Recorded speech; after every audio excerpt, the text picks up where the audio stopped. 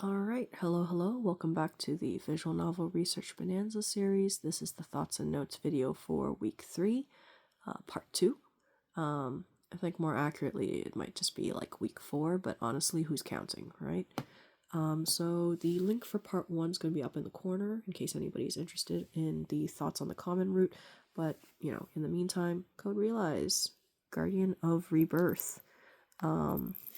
This particular video is going to focus a little bit more on my thoughts on the individual male leads' roots there. You know, since I finally managed to get through all of them, you know, just as of a few hours ago. Fun stuff. It took a bit, which is also the reason why this is broken up into 2 parts. Because if it's any indication on how long of a game this is, you know, it's not even a prologue necessarily, but like, you know, the common root itself is a full 8 chapters long, right? And then you have each of the eligible bachelors having 5 chapters to their root. You know, so 5 bachelors, 5 roots is 25 chapters on top of the 8. So, you know, that's a lot of chapters. And then they also have their like 5 extras on top of that. So really it's more like 38 almost like chapters altogether. Yeah, it's long. It's a pretty hefty, chunky game. Not complaining about it. I do think that in order to get all, like, you know, to do justice to all of their individual stories and how they all come together in their arcs and whatnot, like, it needed to be that long. It's just that, you know, again, I think my takeaway from it would be if I were to make a game, I might not be able to accomplish this level, this sort of scope, this level of, like, detail, you know, for better or for worse, just because this would be quite an endeavor that I'm not sure I would be able to really do. So just as a recap, last week I got to the end of, you know, chapter 8, and then that took a good portion of the week before I accidentally ended up stumbling onto Saint Germain's root, and then partway through realizing that, you know, I was aiming for Lupin's root, but you know, a quick Google search as to the reason why Lupin does not show up as any of the options when I'm trying to, you know, pair off with any of the guys. Yeah, it's because Lupin, you can't get Lupin's root until you've completed everybody else's roots first. So, yeah, that ended up happening. So basically, like, it took like 2 chapters into Saint Germain's root before I was like, oh, that's what happened. Okay. But also it's like, I guess on the topic of Saint Germain's root, while I'm on it, was like, I get a good laugh out of it because leave it to me to end up on the Psycho route first, right? It would just, it's just my luck. No, I'm kidding. At least he's not as crazy in everybody else's routes, which is fine by me, but I do understand, like, after playing his route, why a lot of folks would recommend that his route is recommended to be, like, played relatively later, like, at least, like, you know, place everybody else's first and then his, because his route, like, unlike some of the others who have had, like, you know, one of the common route sort of stories cover a little bit about their background, Saint Germain's one is, like, completely separate almost. They hardly hint at what his route entails. And then so, like, given that his route introduces, like, a lot of stuff on its own, it's hard to just be like, oh, like, it's a lot to take in, essentially. Aside from the fact that he's completely psycho. I'm kidding. I mean, I guess it can be kind of sweet, but again, for the most part, it is still very much like, oh, I was like, oh, we're going the Victorian Gothic lock your wife up in the attic stuff here. Okay. You know, and then everything else that happened after that. Yeah, the other half of the reason why I got onto it, not just like because it's my luck, but because It was actually a more, is it a practical reason? I suppose it's a practical reason. The thing is that in playing the, the sort of the common route, I started thinking, wait, hold on. Van as a character, and oddly enough, Impy as a character, they actually have the blueprint for what would probably make a pretty solid ship, actually. And sort of like thinking on it, Van as the ex-vampire hunter, like the really decorated war hero in the vampire war, and, just a lot of the details that get revealed in Impy's backstory.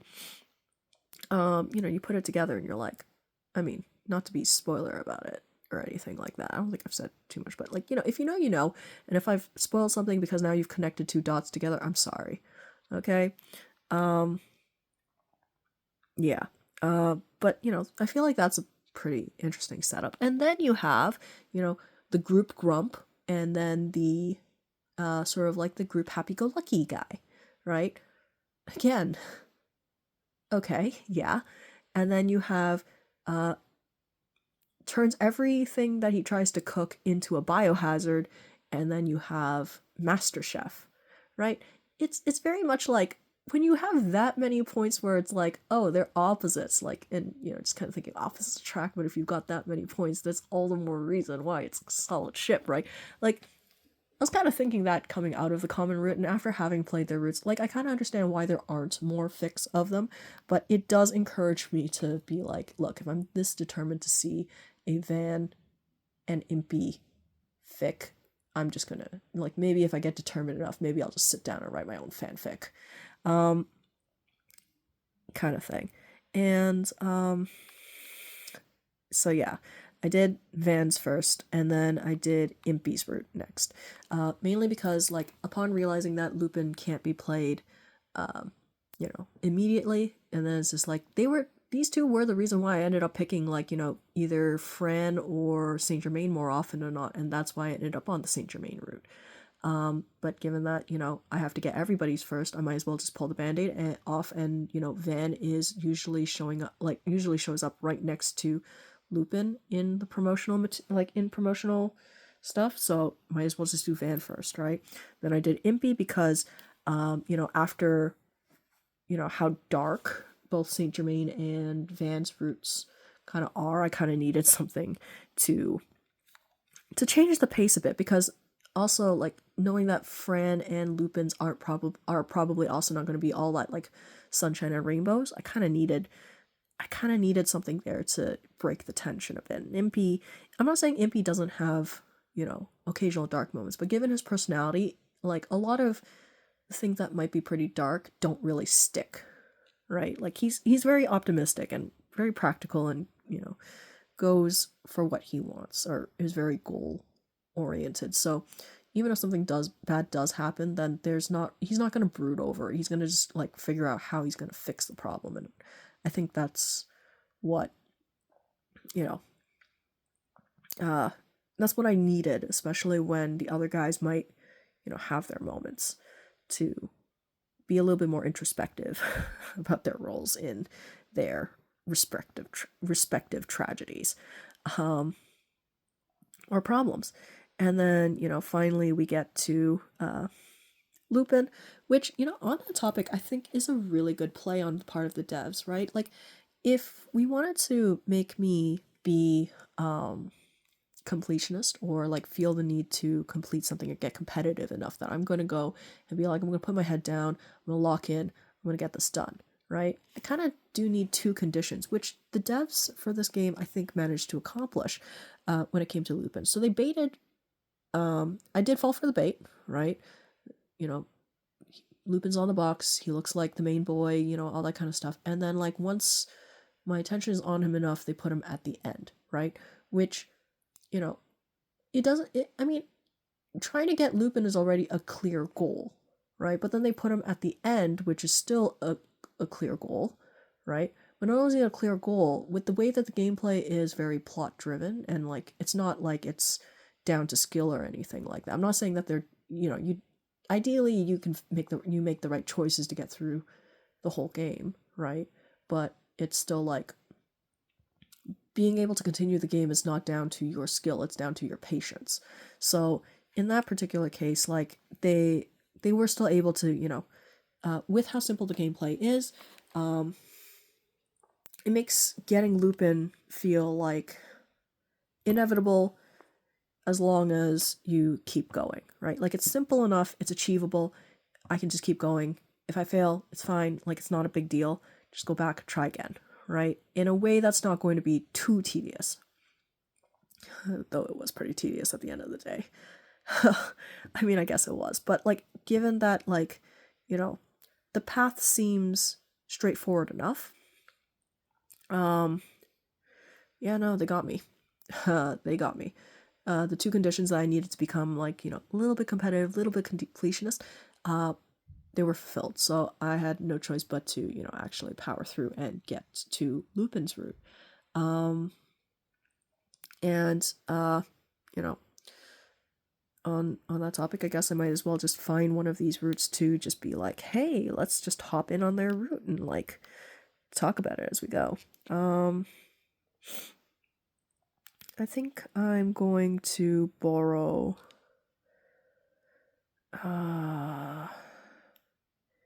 maybe I don't really want to borrow one of these. Like I do have a lot of thoughts when it comes to some bits about it, but I'm gonna maybe borrow the memory trunk real quick and borrow one of the events that was in the common route. I know there's a lot of spoiler with that.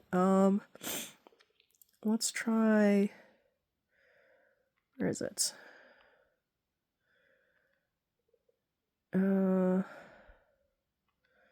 Wait. No, it's this one. Okay. I'm gonna borrow Van's one here because I do really like this bit about his character. I guess maybe I'll just talk about it as we go. Again, like I said, it sounds like I'm always on Van's case about like, if I keep talking about Van, it's going to be really clear that I actually ship him with everybody. And that actually ended up being kind of like my main problem, I think, with, in the game. Because the more that this game was about, like, the bonds that these guys had with each other and, like, sort of building that sort of rapport, it's just harder and harder to see some of these guys as romanceable, if that makes any sense. Van is, like, sort of the ultimate proof of that. So, how do I put it? Maybe just because I really like that character type. I don't know.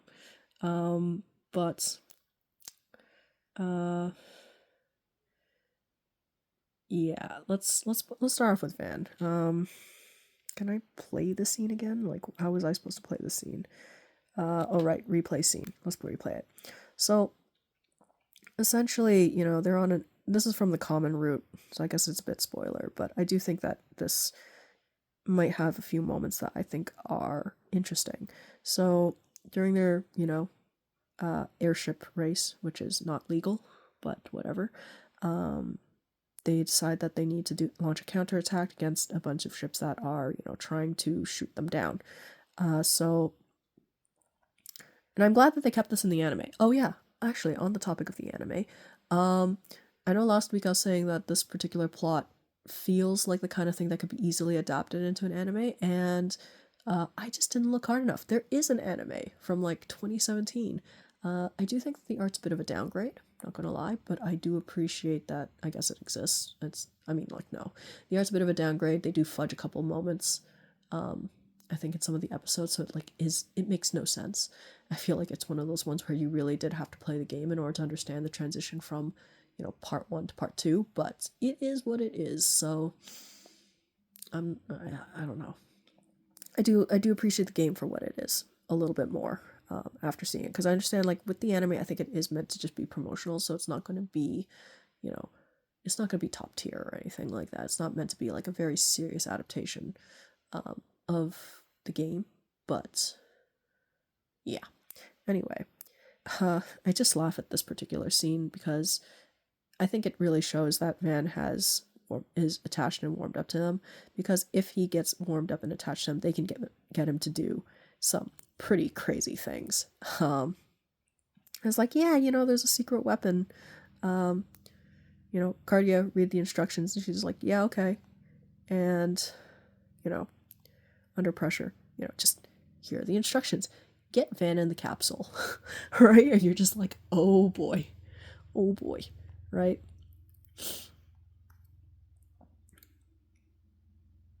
Yeah. I think it's a little late for that, but yeah. So with this one, just sort of having, I think it's just sort of the way that they go about doing this too. So one of the things that I was wondering about in in like sort of last week was when exactly we have see, sort of the sprites in front, or like in the corners for those like comic panel sort of transitions, or like when they have the vertical bars. Because the thing is that in some of the other routes you can see that they can fit all 5 of the guys in the same frame. I think it was during Impy's route when Impy's like, him and Cardia are an item, and everybody's like, is this true? And Cardia in her shyness is like, no, I think, I'm just one of the bros at this rate. And so the other guys are like, oh, see, yeah, you are blackmailing her and looking like they're about to beat Impy up. Yeah. Technically speaking, all 5 of them fit in the frame. So, like, all 5 of their sprites fit in the frame. It's a bit packed, but it's not impossible, right? I think even in Fran's route, I think there was a particular scene where they had the 4 guys, like at least 4 of the other guys sort of there. And even when they split off and they have 2 and 2, they're taking up a significant bit of the screen, but it's not as though it's impossible, right? Kind of thing. So I don't know. It is interesting to sort of try to figure out, is there a rhyme or reason to some of the transitions that are happening in this game. So like with this one, it's like, okay, maybe it's MC is looking at the 2 guys, right? And so that's why they're up in front. But then you also have like, and so because Impy's not there, and when he tells them to do things through the voice tube and stuff like that, you can have him there in the corner, which, would make sense because he's not really there and we're just hearing his voice. So it's kind of like relative to MC, but sometimes it doesn't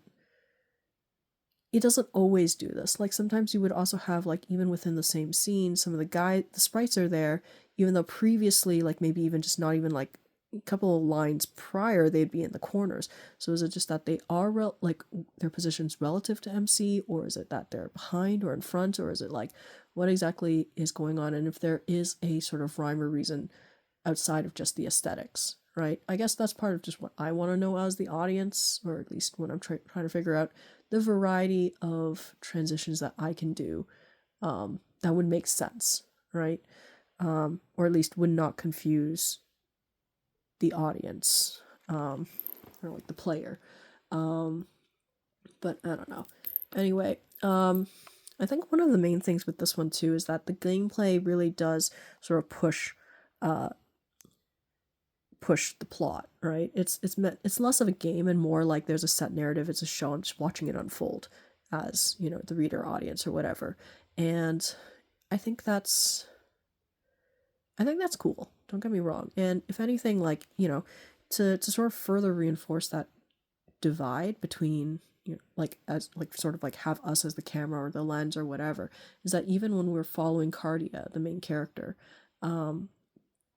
it's less about keeping us immersed, right, in the story because we've got her there, right? Like she is very much her own character. We might be guiding some of her actions, but there is like, because we can see her there in the corner and some of her actions, there's a clear divide between us as the player and her as like, she's not even the avatar for us. She is there, as her own character with her own point of view and her own role in the plot, whereas we're just watching her. We are not her. And I guess it could, like, to break that a little bit, the most that I think a player might be able to do is to name themselves, like, when they get to put in their name, enter their name, they don't use Cardias. Right?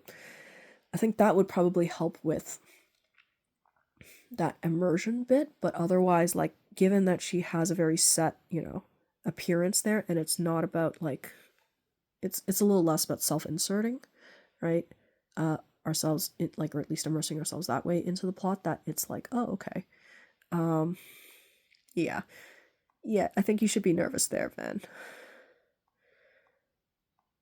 Yeah. Yep, yep, yep. And I get a good laugh at, like, again, I get a good laugh at Van just because, and he's also, like, again, his whole thing there is what makes me have a hard time thinking of any of these guys as romanceable. At, like, when it comes to what they've got going on here with all of that, I can only really see them as found fam. Van makes it even worse because after, you know, the vampire arc and him and Deli, then it just feels like he's got this, like, single dad energy with a tween son kind of thing going on. And you're like, okay. Not saying, like, no to that. That is an option. It's just very, that is an energy. He's definitely giving, like, that gruff group dad kind of thing going on. It doesn't help as well that when it comes to Lupin, Lupin's just so supportive. Anytime MC's on anybody else's route, he's like one of the first ones to figure out that she's on another guy's route, and is like, and as much as it's quite clear that, you know, he might still have romantic feelings for her, he's so supportive that it's just like, this is bestie.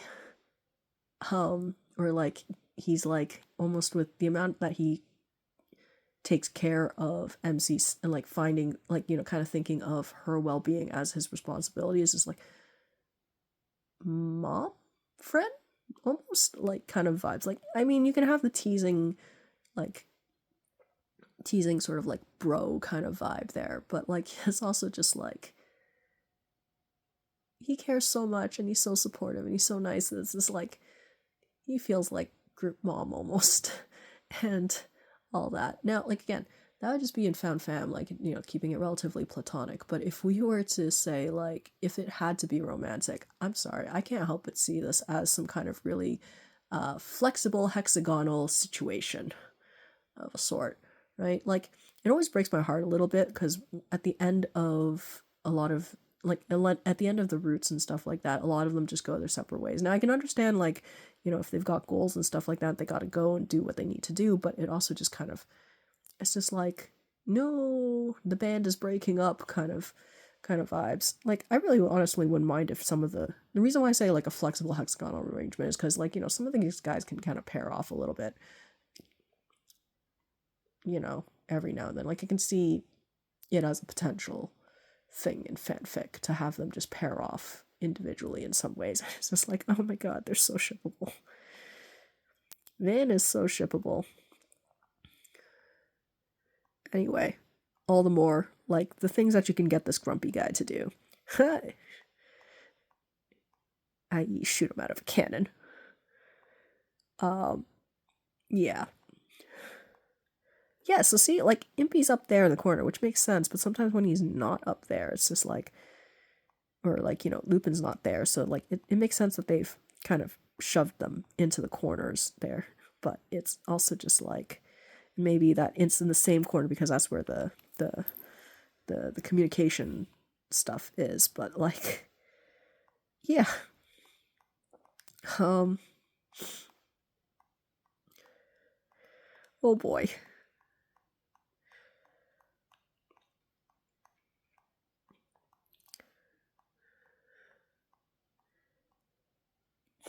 Yeah, of course he would. He's no hesitation.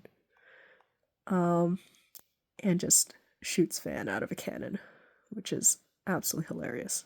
Yeah, okay. So, like, you have moments like this where, okay, fine, this guy's not on the same ship. He's elsewhere, but it's just sort of like, I don't know, like, could they have put them here in the corner? I don't know if that would have been a better option, but yeah, now we have the vertical bars sometimes, and it's just like, huh? And, you know, just, huh? I guess that works, but it's just, or I guess maybe it's because they anticipated having all four, like, you know, multiple, but then it also just be like, couldn't it just be like one in the front and then, like, you have them in the corner, like, you know, the other two in the corners, or like, where's, yeah, of course. Man is miffed, though. Let's be real. Suddenly getting shot out of a cannon. Told to get in the cannon. Van, get in the capsule. So yeah.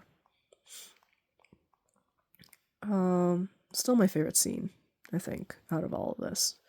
But, you know, whatever.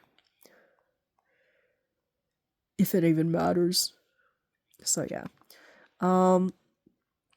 So like yeah, overall pretty cool game. Bit chunky. Nothing against that. Just means that, you know, there's a lot to get through.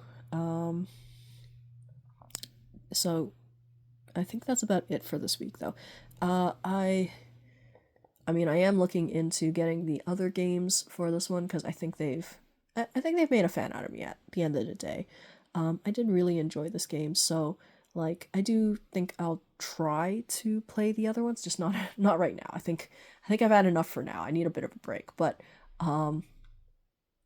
if nothing else, I want to do it for Cece. I want to do it for the corgi, and stuff like that.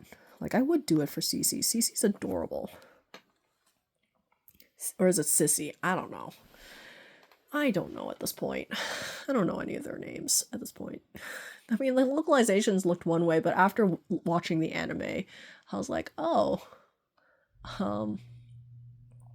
is it my reading accent? Is it the localization? Like, what is going on here, with some of their names? Yeah, I don't know. So yeah, I think I'm going to have the draw, tomorrow, or maybe I'll just do it shortly because, you know, it's late enough. If it's late enough, then it's almost early. But yeah, no, aside from that, I think I'm just gonna call it week 5, just because, you know, just to keep up with the sort of the weeks bit, not to get too confusing with it. I mean, if I started by saying like game 1, game 2, then it wouldn't be such a big deal, but since I started with weeks, then I guess that's what it is. So yeah, guess look forward to that when it comes out. And then in the meantime, I don't think there's anything else. So yeah, see you when I see you, if I see you. If not, I still wish you all the best, and thanks for tuning in. Alrighty, bye.